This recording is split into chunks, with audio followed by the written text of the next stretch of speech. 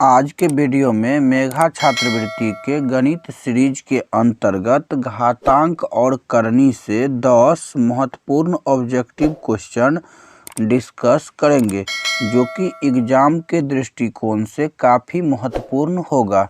ये मेघा छात्रवृत्ति गणित सीरीज के 8वीं वीडियो है। इससे पहले हम लोग 7 वीडियो डिस्कस कर चुके हैं। अगर आपने अभी तक वो सभी वीडियो नहीं देखे हैं तो चैनल के प्लेलिस्ट में या वीडियो के डिस्क्रिप्शन में लिंक दिया गया है, जाकर देख सकते हैं। अगर अभी तक आपने मेरे YouTube channel back to coaching को सब्सक्राइब नहीं किए हैं तो सब्सक्राइब कर लीजिए, क्योंकि यहाँ ऐसे ही ज्ञानवर्धक वीडियो लाता रहता हूँ। तो चलिए शुरू करते हैं क्वेश्चन नंबर 1 से। क्वेश्चन नंबर 1 दिया गया है कि 8 के पावर 1/3 का मान है। ऑप्शन दिया गया है 2, 3, 4, 5। तो देखिए यहाँ पर सवाल क्या दिया गया है, 8 के पावर 1/3 और 8 को हम लिख सकते हैं कि 2 के पावर 3, क्योंकि 2 के पावर 3 को यानी कि 2 को अगर 3 बार लिखेंगे और गुना करेंगे तो क्या होगा, तो 2 दूनी 4, 4 दूनी 8। तो या आप 8 को जो है 2 के पावर 3 लिखिए या 8 लिखिए, बात बराबर होगा। और गुने यहाँ पर 1/3 है तो यहाँ लिख देंगे 1/3। 3 से 3 हो जाएगा कैंसिल, तो बराबर क्या बचेगा, 2 के पावर 1। 2 के पावर 1 का मतलब होता है 2। तो इसका राइट आंसर क्या होगा, ऑप्शन पहला। क्लियर। दूसरा क्वेश्चन दिया गया है कि यदि x कोई शून्योत्तर परमेय संख्या है। शून्योत्तर परमेय संख्या का मतलब हुआ कि शून्य को छोड़कर दूसरा कोई परमेय संख्या है। क्लियर। तथा a और b कोई परमेय संख्या है, तो पहला ऑप्शन दिया गया है कि x के पावर n गुने x के पावर b बराबर x के पावर a माइनस b। दूसरा ऑप्शन दिया गया है कि x के पावर a गुने x के पावर b बराबर x के पावर ab। क्लियर।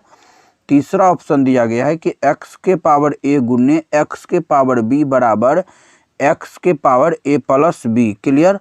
और चौथा ऑप्शन दिया गया है कि x के पावर a गुने x के पावर b बराबर x के पावर a/b। तो देखिए यहाँ पर इसका राइट आंसर होगा ऑप्शन तीसरा। कहिएगा कैसे, तो गुना में आधार समान रहने पर पावर को जोड़ दिया जाता है। तो यहाँ x के पावर a है और गुने x के पावर b है, तो आधार क्या है, समान। तो आधार समान रहने पर गुना में पावर को जोड़ दिया जाता है, जो कि ऑप्शन तीसरा में दिया गया है। क्लियर। अगला क्वेश्चन दिया गया है क्वेश्चन नंबर 3। यहाँ पर देखिए, यहाँ पर रूट में दिया गया है, यानी कि यहाँ पर रूट जैसे कि लिखते हैं वर्गमूल घनमूल, वैसे करके यहाँ पर दिया गया है। रूट में यहाँ दिया गया है कितना, तो 37, यानी कि ऐसे करके यहाँ पर 4 दिया गया है, उसके बाद रूट में 37 दिया गया है। का घातांकीय संकेत क्या होगा, इसको घातांक में लिखेंगे तो संकेत कैसे लिखेंगे। पहला ऑप्शन दिया गया है कि 37 के पावर 1/4, दूसरा दिया गया है 37 के पावर 4, तीसरा ऑप्शन दिया गया है कि 37 के पावर -1/4, चौथा ऑप्शन दिया गया है इनमें से कोई नहीं। क्लियर। तो देखिए यहाँ पर सबसे पहले यहाँ पर लिखा गया है ऐसे करके 4 37, इसको लिखना है घातांक के रूप में। तो पहले हम लोग क्या लिखेंगे, 37, और 37 का पावर यहाँ पर क्या दिया गया है, तो 1 दिया गया है, तो 1 लिख लेंगे। और ये जो ऐसे करके रहेगा रूट में, वो आ जाएगा यहाँ पर। क्लियर। तो 37 का पावर 1/4 हो गया इसका आंसर, जो कि ऑप्शन पहला में दिया गया है। क्लियर। अगला क्वेश्चन दिया गया है क्वेश्चन नंबर 4। 0.04 के पावर 3/2 का मान है। पहला ऑप्शन दिया गया है 0.08, दूसरा ऑप्शन दिया गया है 0.8, तीसरा ऑप्शन दिया गया है 0.008 और चौथा ऑप्शन दिया गया है 0.0008। क्लियर। तो देखिए यहाँ पर सबसे पहले सवाल क्या दिया गया है, तो सवाल दिया गया है 0.04 के पावर 3/2। तो इसे हम लिख सकते हैं कि दशमलव, क्या लिख सकते हैं, तो दशमलव 2 के पावर 2, और गुने यहाँ पर है 3/2, तो 3/2, 2 से 2 हो जाएगा कैंसिल। तो अब ये हो गया दशमलव 2 के पावर 3। अगर दशमलव 2 को 3 बार लिखेंगे तो ये हो जाएगा 0.008, जो कि ऑप्शन तीसरा में दिया गया है। क्लियर। क्वेश्चन नंबर 5 दिया गया है कि निम्नलिखित में कौन सी करनी विजातीय है। √18, √27, √48 और उसके बाद दिया गया है कि √75। तो देखिए पहला को सॉल्व करिएगा √18 को, तो ये हो जाएगा 3√2। क्लियर। दूसरा को सॉल्व करिएगा 27 को, तो ये हो जाएगा 3√3। क्लियर। तीसरा को सॉल्व करिएगा √48 को, तो ये हो जाएगा 4√3। और 5 यानी चौथा को सॉल्व करिएगा √75 को, तो ये हो जाएगा 5√3। तो यहाँ पर देखिए रूट में 3, रूट में 3, रूट में 3, लेकिन पहला में दिया गया है कि रूट में 2, तो इसीलिए इसका राइट आंसर होगा ऑप्शन पहला। क्लियर है। अगला क्वेश्चन दिया गया है क्वेश्चन नंबर 6, 125 के पावर -2/3 का मान है। पहला ऑप्शन दिया गया है 1/-25, दूसरा दिया गया है 1/25, तीसरा दिया गया है 25 और चौथा दिया गया है -25। तो देखिए यहाँ पर 125 के पावर दिया गया है -2/3, तो 125 के पावर है यहाँ पर -2/3। इसे हम लिख सकते हैं 5 के पावर 3, और गुने -2/3 है तो -2/3, यहाँ 3 से 3 हो जाएगा कैंसिल, बराबर ये हो गया 5 के पावर -2। क्लियर। तो 5 के पावर -2 हो गया, तो इसे हम ऐसे भी लिख सकते हैं कि 1/5 के पावर 2। क्लियर। तो अब ये देखिए 1 और 5 25, यानी 1/25 होगा इसका आंसर, यानी ऑप्शन दूसरा हो जाएगा इसका right answer. Clear. Question number 7 दिया गया है कि 3/4 √32 का पूर्ण करनी में मान होगा। देखिए इसको पूर्ण करनी में मान निकालना है, तो सबसे पहले हम लोग क्या करेंगे, देखिए यहाँ पर 32 दिया गया है रूट में, तो रूट में लिख लीजिए 32। क्लियर।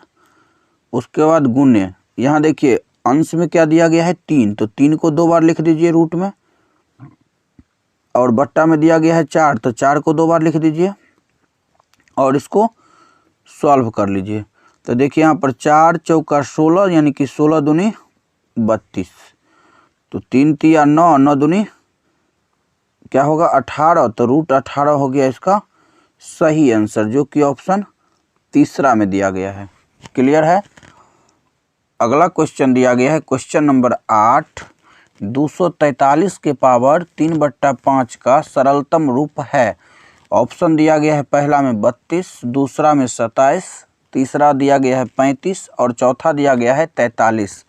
तो देखिए यहाँ पर 243 दिया गया है, तो 243 होता है 3 के पावर 5। क्या होता है 3 के पावर 5, अगुने यहाँ दिया गया है 3/5, तो 5 से 5 हो जाएगा कैंसिल, तो ये कितना हो जाएगा 3 के पावर 3। अगर 3 के पावर 3 है तो 3 को क्या कितना बार लिखेंगे, 3 बार लिखेंगे।